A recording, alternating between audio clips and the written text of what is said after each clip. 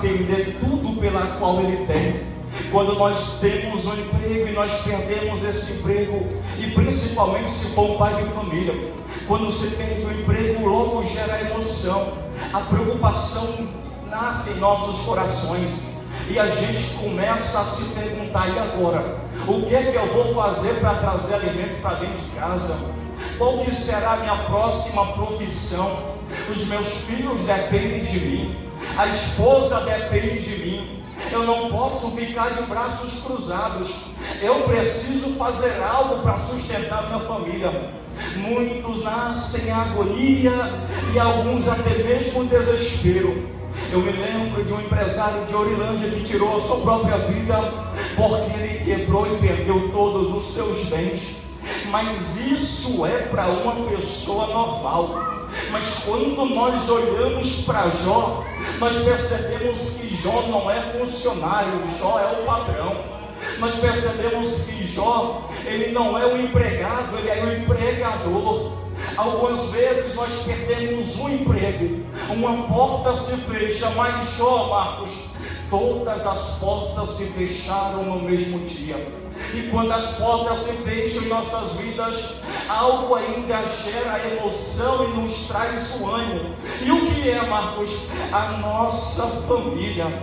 Quando a gente perde um emprego, logo pensamos no filho, na filha, na esposa, porque eles dependem de nós. Mas quando nós olhamos para a história de Jó, também percebemos que ele tem uma família. A família de Jó é muito grande, 7 filhos e 3 filhas, 10 no total. E esse homem, nesse mesmo dia pela qual ele perde todos os seus bens, ele não conseguiu nem raciocinar direito. Logo veio a segunda notícia: Jó, os seus filhos se reuniram na casa do primogênito. Todos estavam contentes, conversando, comendo e bebendo e se alegrando. Mas Jó tem problema.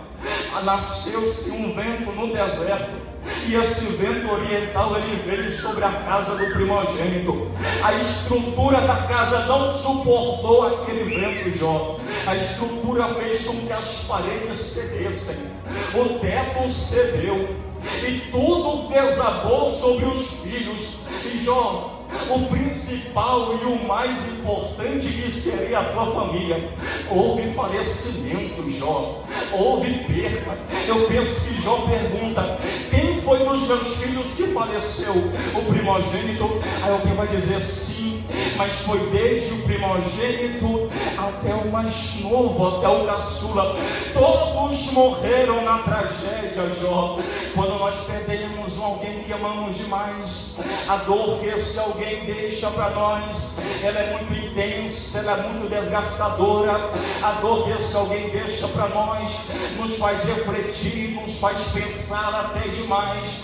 Mas quando nós vemos um alguém pela qual nós amamos dentro de um caixão, quando nós entramos em uma sala e percebemos que ali se acabou a vida, ali já não tem mais o sopro de vida, a respiração já se esgotou, logo vem a dor e o desespero, e logo a gente começa a conjecturar como vai ser daqui para frente sem esse mesmo alguém. E isso acontece demais, e é natural o ser humano descer a sepultura, mas o que não é natural é 10 filhos morrerem no mesmo dia. Eu fiquei meditando nisso aqui, eu fiquei pensando lá em casa e meditando. Jó entrando dentro de um salão, e o salão precisava ser muito grande, e dentro do salão não tinha um caixão, não tinha 2 caixões, não tinha 3, 4, 5, tinha 10 caixões, um do lado do outro. E quando nós perdemos alguém, o que nós fazemos? Nós ficamos ali pertinho do caixão para tentar se despedir daquele um alguém que não voltará mais. Mas eu penso que Jó entra dentro do salão e ele começa pelo primogênito. Ele chega no primogênito, ele pega no caixão, toca no corpo, o corpo já está gelado. Ele vai para o segundo, toca no corpo, o corpo já está gelado. Ele vai para o terceiro. Eu penso que Jó olha para o terceiro e não dá tempo nem de raciocinar direito. Ele vai andando, passa o segundo, terceiro, quarto. Quando chega no décimo, ele não aguenta mais. Ele começa a desabar, porque a perca foi grande demais. A perca foi muito grande. A minha avó, a mãe do meu pai, já perdeu 5 filhos, mas isso ao longo do tempo. Uma coisa é você perder ao longo do tempo, outra coisa é você perder 10 ao mesmo tempo. E aí, mamãe e papai, quantos filhos você tem? 1, 2, 3, 4, não sei. Já se passou você imaginando a perca de um deles, a dor que iria causar, o choro que iria trazer. Talvez sim, talvez não. Um é demais, mas e todos ao mesmo tempo. E todos os caixões um do lado do outro. Não é para qualquer um. Pessoas normais como nós perdemos um ao longo do tempo, mas e Jó? 10 caixões ao mesmo tempo. Mas quando isso acontece, o que é que nós pensamos? O que é que nós imaginamos? Nós começamos a conjecturar que o emprego já foi embora. Jó já perdeu o emprego.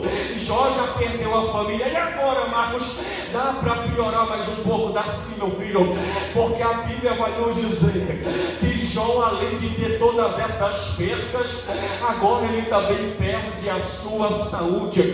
Quando nós perdemos o emprego, nós conseguimos um outro emprego. E se nós perdemos uma casa que foi destruída por causas naturais, diante do nosso esforço do emprego, nós reconquistamos a casa uma outra vez. Quando nós perdemos um carro em um acidente, dá para reconquistar o carro uma outra vez, dá para arrumar um emprego uma outra vez.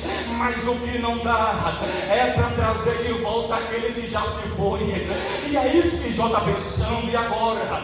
Outrora eu estava pensando como trazer alimento para dentro de casa, mas agora não dá mais nem para pensar, porque além de perder o emprego, eu já não tenho mais família. E agora trazer alimento para quem? Pensar em quem? E por que agora eu vou arrumar um emprego para tentar trazer algo para dentro de casa, se dentro de casa eu já não tenho mais ninguém? Mas aqui nasce a maior dificuldade, porque quando nós temos saúde a gente conquista outra vez.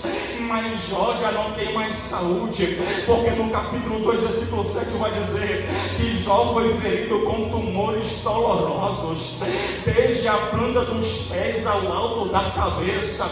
Marcos, e como eram esses tumores? O texto bíblico não descreve exatamente sobre a medicina e aquele clínico de enfermidade, mas a palavra usada em hebraico indica algo como feridas inflamadas, úlceras na pele, chagas abertas e dolorosas, possivelmente com pus e uma coceira intensa.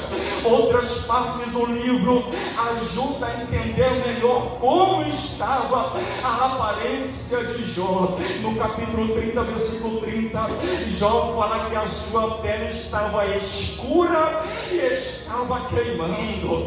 No capítulo 7, versículo 5, ele fala que tinha as feridas, mas essas não são feridas normais, porque além das feridas, também ele possui vermes e crostas. No capítulo 2, versículo 8, ele sentiu uma coceira extrema, a ponto dele pegar um pedaço de caco de telha e começar a se coçar.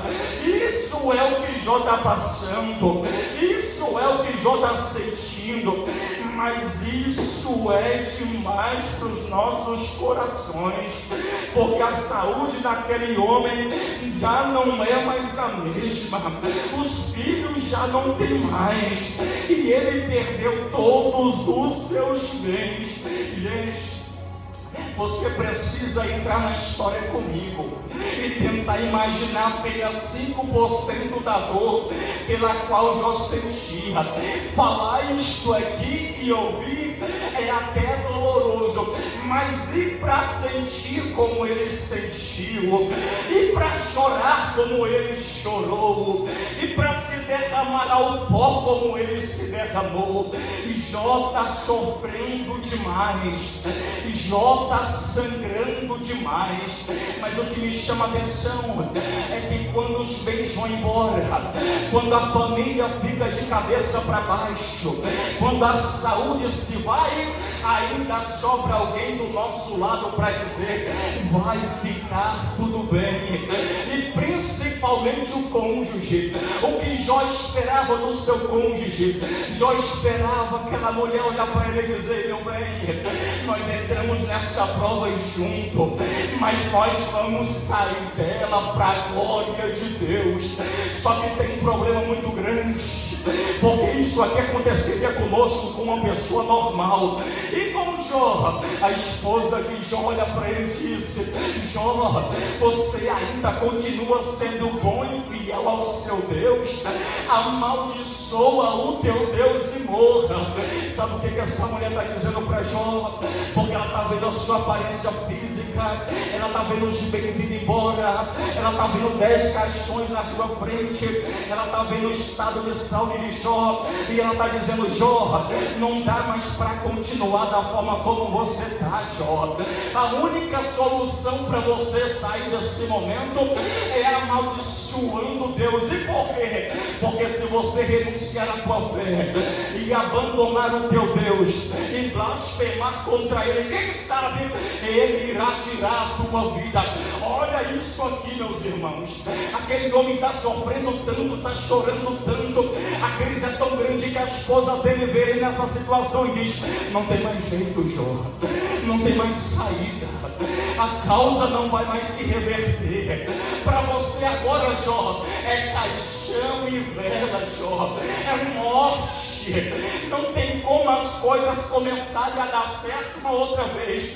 Jó perdeu os bens, Jó perdeu os filhos, Jó perdeu a saúde, não encontrou o abraço da esposa. E quando isso não acontece, Marcos, o que é que nós esperamos? Esperamos os amigos para dizer: vai ficar tudo bem, a causa vai se resolver, a dor vai se acabar, essa aflição que você está sentindo vai passar, e você vai cantar o hino da vitória. Jó também tinha amigos. 3 amigos ouviram falar da crise de Jó, e eles vêm de distante, vêm de longe. Mas tem um detalhe: quando esses 3 amigos avistam Jó de longe, quando eles percebem que Jó estava naquela situação, aquele sofrimento todo, de longe, a Bíblia afirma que eles rasgaram os seus mantos, jogaram o pó para cima, o pó caiu sobre a cabeça. E por quê, Marcos? Por causa da aflição que eles estavam vendo o seu amigo sentindo. E lá vem os 3 amigos andando para perto de Jó, andando devagar, gritando e chorando. E quando aqueles 3 amigos que saíram de casa para consolar aquele homem que estava enlutado, para consolar aquele homem que estava sofrendo, eles veem que a crise é tão grande, é tamanha, que eles chegam próximo de Jó, vê Jó sentado na terra. A Bíblia relata que eles sentam na terra, e passou a primeira hora, eles não falaram uma só palavra de consolo. Passou-se 4 horas e a palavra não veio. Um dia se foi, aqueles homens não conseguiram falar nada para Jó. Lá se vai o segundo dia, e nada de consolo chegando. Entra o terceiro dia, aqueles homens sentados próximo de Jó. Pensa na dor e agonia que eles estavam sentindo em ver aquele homem ali sofrendo daquela forma. Entrou o 4º dia, o 5º, o 6º. Quando chega o 7º dia, a Bíblia diz que eles ficaram 7 dias e 7 noites sem dizer uma só palavra de consolo.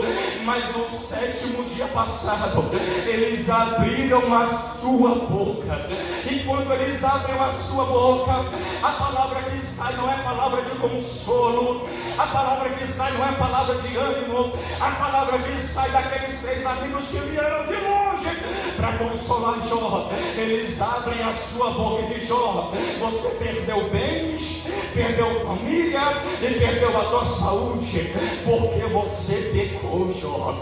Você está sofrendo desse tanto por causa do teu pecado, você está chorando desse tanto por causa da tua iniquidade com Deus. 3 amigos que saíram de distantes para consolar um outro amigo que está passando por uma crise terrível, uma dor imensa. começa quando eles abrem a boca. Eles dizem: Jó, não tem como, só sai da crise se você renunciar o teu pecado, pedir perdão a Deus, e Ele irá te tirar desse momento. Mas é nesse momento, meus irmãos, que nós precisamos de equilíbrio e de fé. É quando o mundo desaba em nossas cabeças. É aí que nós precisamos ser líderes de nós mesmos. Jó é o nosso exemplo de paciência. Mas quando teve crises, quando o mundo desabou sobre ele teve crises existenciais, crises emocionais e muitas outras. A primeira crise emocional de Jó está no capítulo 3, versículo 3, onde ele afirma, angustiado: pereça o dia em que eu nasci, e que se disse foi concebido um homem. Isso é crise existencial. Marcos, o que é uma crise existencial? É um momento em que a pessoa começa a questionar profundamente o sentido da vida. É isso que Jó está sentindo. Ele começa a questionar: qual é o propósito da minha vida? Por que eu estou aqui? Qual é a minha identidade? É como se de repente coisas que antes eram certas agora deixam de fazer sentido. Isto é crise existencial. Isso é o que Jó está passando. Ele não vê sentido em toda a sua dor. E eu quero perguntar para o teu coração, meu filho: essa guerra que você está vivendo hoje, você consegue ver sentido lá na frente? Essa dor que você está passando hoje, você consegue ver Deus restaurando essa dor e transformando em testemunho para a edificação da fé de um outro alguém? Eu acredito que você consegue sim, mas isso é para pessoas normais. Jó não consegue mais ver sentido em tudo o que ele está passando. E ele começa a se questionar: qual é o propósito da minha vida? Por que eu sofro tanto? Qual tem sido o dilema maior de Jó? Quem eu realmente sou? E o que acontece depois que nós morremos? E ele começa a se questionar ainda mais: será que tudo isso vale mesmo a pena? Os sentimentos de uma crise existencial, as mais comuns são vazio ou falta de sentido, angústia ou uma crise de ansiedade, confusão sobre o futuro. Jó está sentindo a sensação de estar totalmente perdido. Ele começa a questionar até mesmo a sua fé. Isso é Jó em desespero. Isso é Jó em aflição no seu limite total. Isto é crise existencial. Jó estava perturbado por não conseguir entender por que ele estava passando por tudo aquilo. E além disso, alguns amigos, entre aspas, vieram de longe para lhe acusar. Eu acho que eu nunca vi ninguém passando por um luto e alguém chegar para ele e dizer: você está em luto porque você pecou, está sofrendo tanto por causa do teu defeito, da tua falha, da tua queda. Mas isso são pessoas normais. Jó sofre algo muito além do que nós conseguimos imaginar. E no capítulo de número 6, ele começa a demonstrar o início de uma depressão e o início de uma ansiedade, quando ele afirma no versículo 4: porque as flechas do Todo-Poderoso estão em mim cravadas. O homem estava entrando em desespero, e um processo de ansiedade e depressão se instalou na vida de Jó. Depressão depressão profunda. Aquele homem começou a sentir. No capítulo de número 7, ele fala de desengano e aflição. Ele diz que ele está cheio de sofrimento, mas o sofrimento que ele sente não é um sofrimento comum, porque é constante e intenso. No versículo 4, Jó fala sobre a insônia.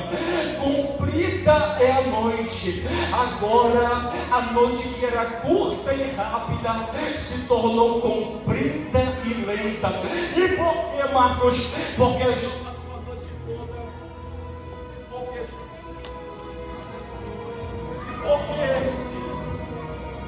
E por que, Marcos? Porque Jó passou a noite toda mexendo nas redes sociais? Porque Jó passou o dia todo no Instagram, no Facebook? Não! Jó tem crise de insônia porque ele está sofrendo demais. A dor que ele sente é tão profunda que nem dormir mais ele consegue. No versículo 4, Jó fala de desesperança. Isso aqui é profundo demais. Sabe o que Jó está dizendo? Eu estou sofrendo tanto, a minha dor é tão grande que eu não consigo mais ver esperança, eu não consigo mais ver coisas boas na minha vida.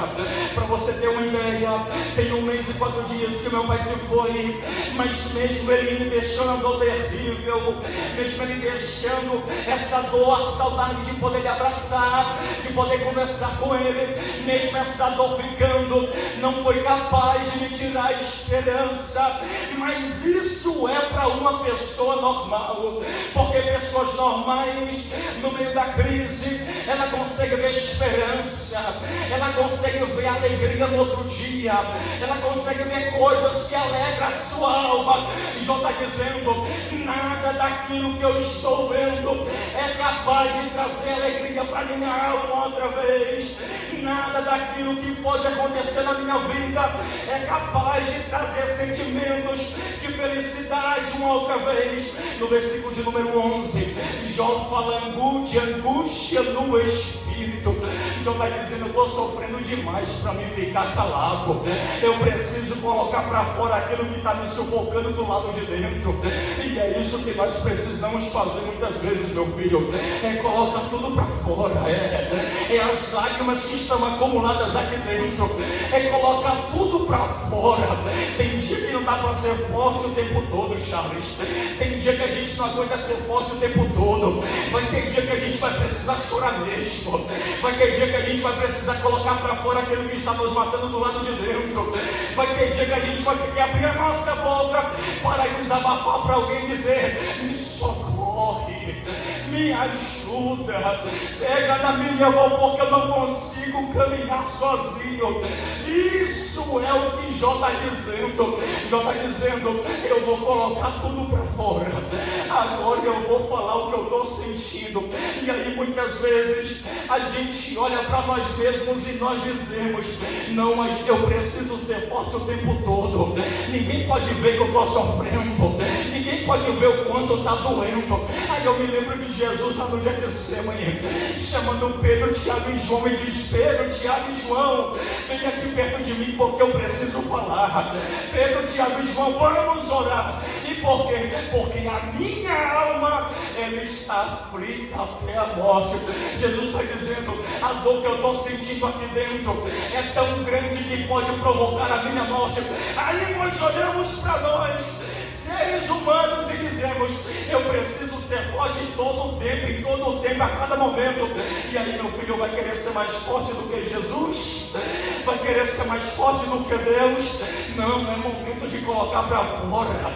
Deixa as lágrimas correrem, deixa as lágrimas rolarem, independente se vão dizer: ele é fraco, ela é fraca, mas você precisa colocar para fora e desabafar para um homem ou uma mulher de Deus, porque quando há o desabafo, este alguém é usado pelo Espírito Santo de Deus para trazer uma palavra de consolo para as nossas almas, e essa palavra renova nossa vida, renova os nossos dias, e a esperança cresce no nosso cotidiano.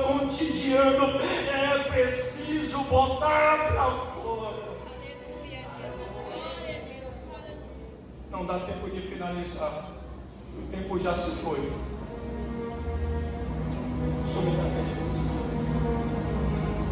Eu tenho 10 minutinhos, eu já vou finalizar.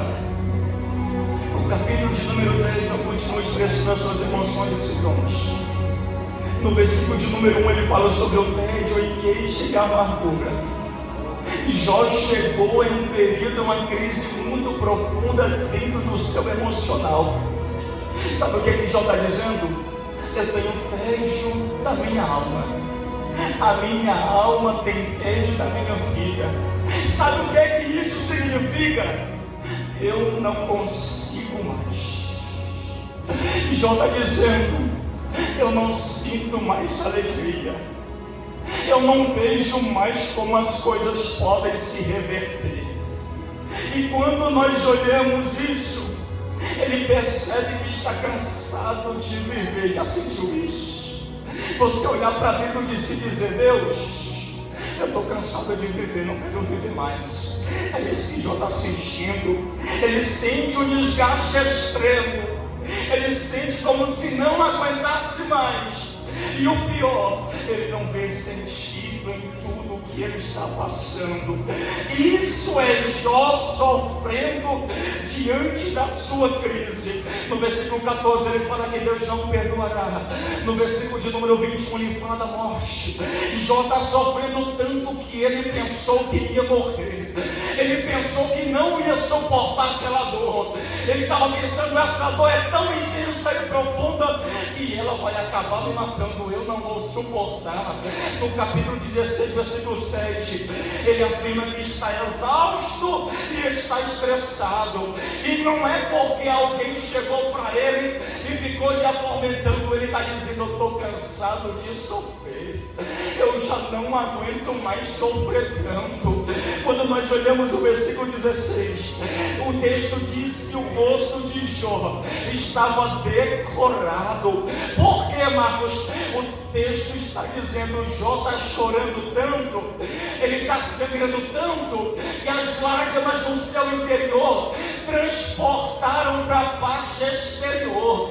E quem olhar para Jó consegue entender que a dor é muito grande e percebe que ele não chorou alguns segundos, não chorou alguns minutos. Jó chorou continuamente e intensamente. O seu rosto ficou avermelhado, as suas pálpebras ficaram desfalecidas. Isso é Jó sofrendo. No capítulo 17 ele fala sobre morte. Acabou a esperança, não tem mais jeito, não tem mais saída, acabou a esperança, não tem mais como a alegria retornar uma outra vez. Não dá para viver desse jeito, eu vou morrer por causa da dor, eu não vou suportar. E o que isso significa, Marcos? Ele sente que não há mais futuro para ele, e os seus planos e os seus sonhos fracassaram. Ele não vê nenhuma possibilidade de melhora. Ele vê a morte como a única expectativa para acabar aquela dor pela qual ele estava sentindo. E não é porque necessariamente ele quer morrer, mas é porque ele está sofrendo tanto que ele pensa que a dor vai lhe matar. Jó está falando de desesperança no capítulo de número 17. No versículo 19 ele fala sobre a solidão. E Jó está descrevendo uma solidão muito profunda, não só física, mas emocional e espiritual. Jó está dizendo ao longo dos capítulos algo como: os meus amigos me abandonaram, a minha esposa não me abraçou, a minha casa, os meus bens se foram, os meus parentes, aqueles que um dia disseram: ei patrão, tem como você me dar uma cesta básica porque lá em casa acabou o alimento. Agora olha para Jó e está dizendo: eu nem conheço mais esse homem. Estes são aqueles que um dia estavam dentro da casa de Jó, dependia de Jó. Agora olha para Jó, no seu limite, na sua dor, e diz: não conheço esse homem, me afasto dele. Ao longo do capítulo, Jó expressa os seus sentimentos, e a solidão de Jó, primeiro, ela é um sentido de abandono humano. Ele sente que ninguém está mais ao seu lado. Em vez de apoiar, ele recebe críticas. Segundo, incompreensão. As pessoas estavam vendo Jó sofrendo, mas não conseguiam entender a sua dor. Terceiro, sensação de rejeição total. Já foi rejeitado por alguém? Doeu demais, não foi? A dor da rejeição, a psicologia diz que ela é pior do que levar um tapa na cara. Ser rejeitado por alguém dói, mas ser rejeitado por todos não é normal. E isso é o que Jó está passando. E o pior, Jó está tendo angústia espiritual momentânea. Ele chegou no mais profundo da dor, e ele pensa e sente que até mesmo Deus está distante. Isto é Jó sofrendo, é solidão, é crise existencial, é depressão profunda, é ansiedade. Isso é o que Jó passou. Mas nós vamos perceber que depois Deus vem com a sua, aleluia, com o seu poder e a sua misericórdia, e começa a reverter tudo uma outra vez. Jó conquista os seus bens, Jó conquista a sua família, tem mais 10 filhos. Jó, ele reconquista tudo uma outra vez. E se Deus fez isso por ele, ele pode fazer isso por você também. Talvez você olhe para a sua dor e você diz: Deus, é grande demais para me suportar. Eu acho que eu não vou conseguir sair desse momento. Aí nós olhamos para Jó, com todo o sofrimento anormal que esse homem passou, e Deus reverteu ele. Deus irá reverter essa crise em alegria, esse desânimo em alegria, essa dor em alegria. Deus irá reverter essa guerra em vitória, e aquilo que parecia ser perdido será revertido para a glória de Deus. Não porque nós somos bons, mas porque a autoridade, a misericórdia e a presença de Deus ainda olha para a nossa vida e diz: ainda tem jeito, ainda tem saída. Não é o fim, meu filho, não é o fim, minha filha. Essa dor vai passar, essa guerra vai acabar, e nós vamos cantar o hino da vitória, porque o nosso general de guerra está pronto para vencer mais essa guerra por nós. Vai dar certo, vai ter testemunho, vai ter alegria, vai ter culto de ação de graças, vai ter esperança, vai ter felicidade. As emoções vão ficar para trás, porque o meu Senhor Jesus vai entrar dentro da tua casa, no meio da tua família, e vai reverter essa dor, essa crise que você sente, as lágrimas no travesseiro, as dores internas, porque aqui dentro tu é forte, mas dentro de casa você chora. Aqui ninguém vê a tua dor, mas dentro do teu quarto Deus te enxerga, e Deus vai lá dentro da tua casa hoje, com o poder e autoridade do nome do Senhor Jesus. Se você crê, levanta a sua mão, levanta a sua mão, porque eu tenho fé. Quando eu vejo a história de um homem que sofreu tanto e Deus reverteu, Deus vai entrar dentro da tua casa, e aquilo que parecia ser acabado irá ter esperança. Para a árvore que foi cortada, vai nascer fruto lá dentro, vai ter colheita uma outra vez. Essa crise não vai te matar, essa crise não é para o teu fim. Tudo isso que você está passando é testemunho de vitória. Testemunho de vitória. Testemunho de vitória.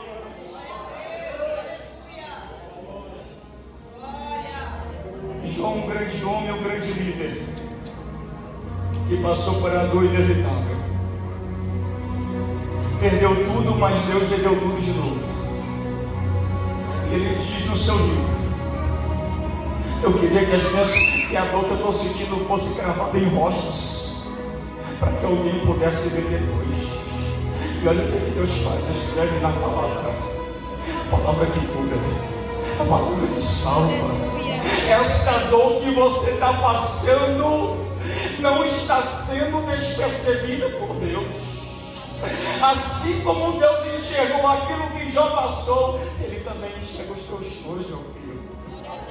Ele enxerga as tuas lágrimas. Essa guerra Deus está vendo.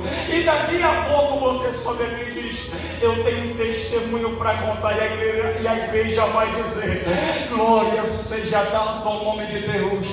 Porque a dor é para a glória de Deus. Esse sofrimento é para a glória de Deus. Essa crise é para a glória de Deus. Não é a morte, mas é para a glória de Deus. Deus abençoe. Muito obrigado, pastor, pelos 10 minutos. Deus abençoe. Aleluia. Glória a Deus. Deus abençoe o diácono Marcos.